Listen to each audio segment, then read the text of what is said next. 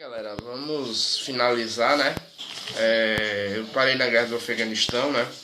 Então vamos lá, vamos a continuação aí no terceiro parágrafo, eu parei aí, né? Em 1978, um golpe aconteceu e Hafizullah Amin, primeiro-ministro na época, recusou-se a ceder o poder para Babrak Karmal, então apoiado pela União Soviética. Com a recusa, a União Soviética enviou um representante ao Afeganistão a fim de tentar negociar a deposição do primeiro-ministro e a entrega do posto a Babrak. Sem sucesso, a União Soviética mandou tropas ao país, iniciando o processo de ocupação militar. Ou seja, a gente percebe aqui que o Afeganistão, apesar de ter uma influência ali no início, né, da União Soviética, o Afeganistão ele acaba, de certa forma, recusando essa influência da União Soviética, né, principalmente quando Babrak ele vai ocupar o cargo e acaba que o ex-primeiro-ministro acaba não cedendo esse cargo, né? Então a União Soviética envia tropas para o Afeganistão. A população afegã resistiu ao novo governo, apoiados pelos Estados Unidos e outros países muçulmanos que tinham interesse no território, como o Irã e o Paquistão. Grupos rebeldes receberam dinheiro, produtos manufaturados, remédios e armas para combater o governo socialista. Ou seja, mais uma vez, países participando da guerra indiretamente. A União Soviética invade e os Estados Unidos não enfrenta a União Soviética, mas manda armas e suprimentos para os revoltosos, né, para aqueles que não aceitavam esse novo governo, né? Após uma série de revés, a União Soviética e as tropas adversárias retiraram-se do Afeganistão em 1989, já no finalzinho da Guerra Fria, né? No entanto, a intervenção estrangeira deixou como consequência uma série de divisões e conflitos internos que repercutem diretamente na vida política e social do país até hoje. Exatamente.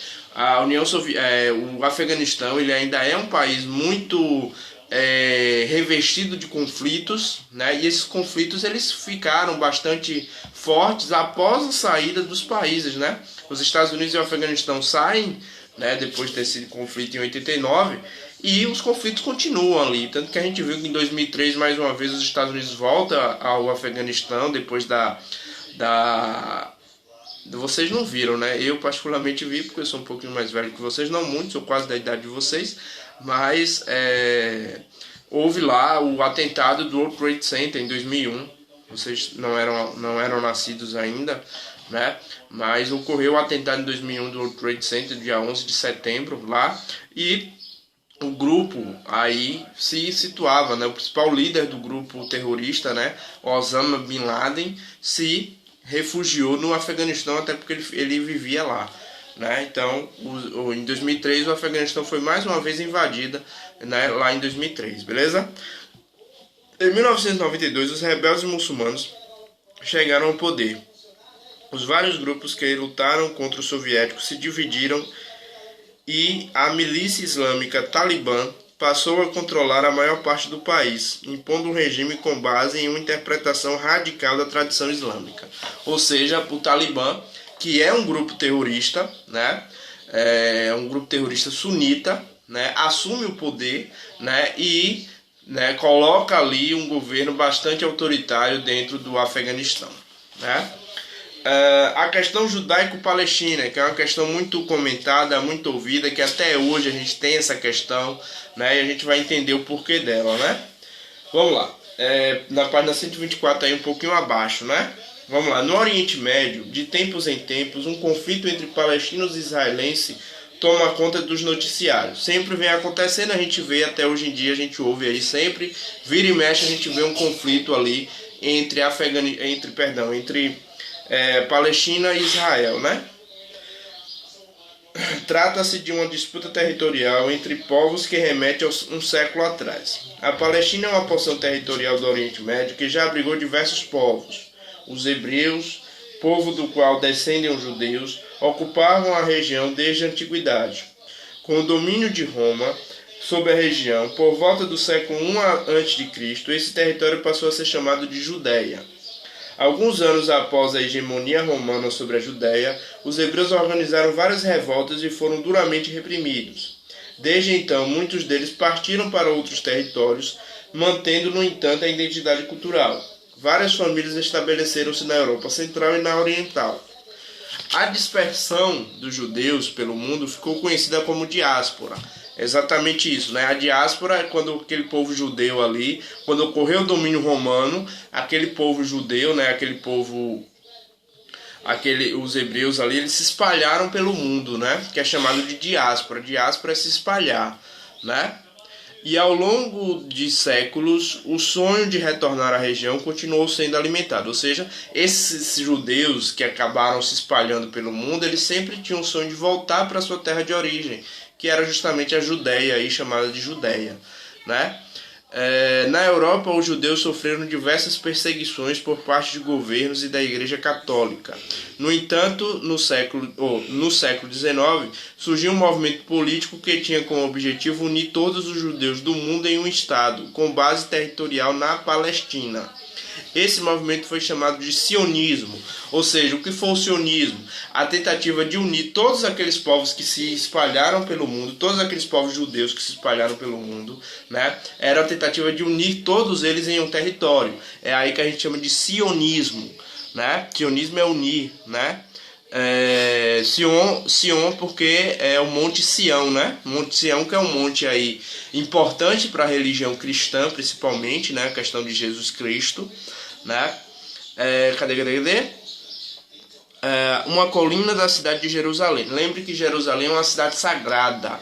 Jerusalém é uma cidade sagrada para 3 religiões, né? É uma cidade sagrada para o cristianismo, é uma cidade sagrada para o muçulmano, né, para o islamita, e também é uma cidade sagrada para os hebreus, para os judeus, né, para o judaísmo, certo? Por isso muitos conflitos lá também relacionados à religião, não só a questão econômica, mas também a religião, né? Com a expansão das ideias sionistas, diversos grupos de judeus passaram a emigrar para a Palestina no século XIX. No entanto, o território era ocupado pelo Império Otomano. Em meados do século XX, com a derrota dos otomanos na Primeira Guerra Mundial, o controle do território passou para a Inglaterra. Isso facilitou mais ainda a imigração dos judeus que viviam na Europa, né? Ou seja, aquela questão do sionismo é voltar para aquele local, né? E aí tem o grande motivador do conflito entre Palestina e Israel, né, que a gente ouve muito falar hoje em dia, é a criação do Estado de Israel.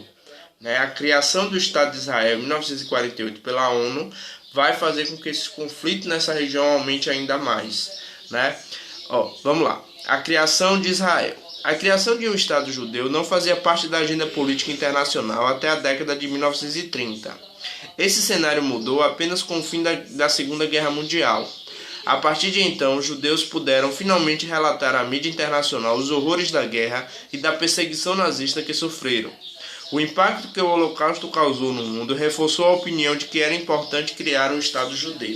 Ou seja, toda aquela perseguição de Hitler aos judeus, né? Hitler fez o Holocausto que a gente fala aí é o genocídio, né? A morte de um povo, né? Hitler, ele via os judeus como o grande problema do mundo. Então ele inclusive matou diversos judeus, né? Torturou, botou em câmara de gás, fez toda a crueldade do mundo, e após isso o mundo passa a concordar que os judeus, né, têm um Estado próprio, né, têm um Estado deles, né? É aí que é criado Israel, né?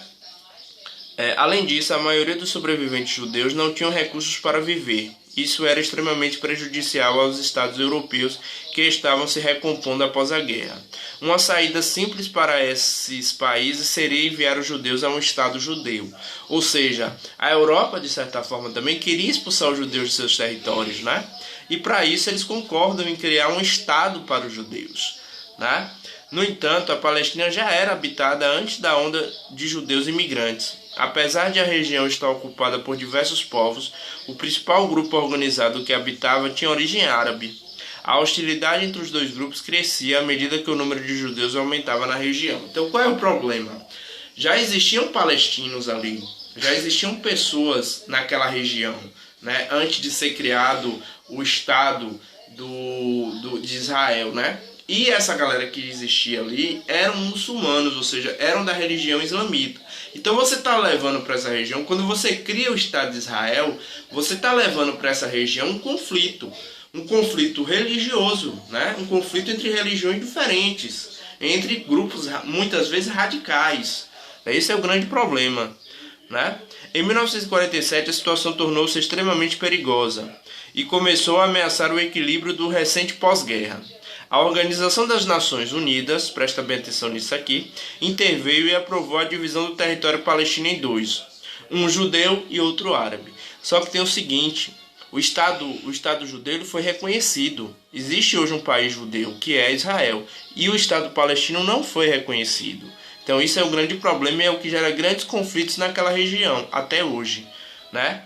Israel, que tinha apoio de alguns países europeus, venceu os árabes e tem ampliado os territórios originalmente cedidos pela ONU, mantendo os palestinos sob seu controle. Esse é o grande problema da região, beleza?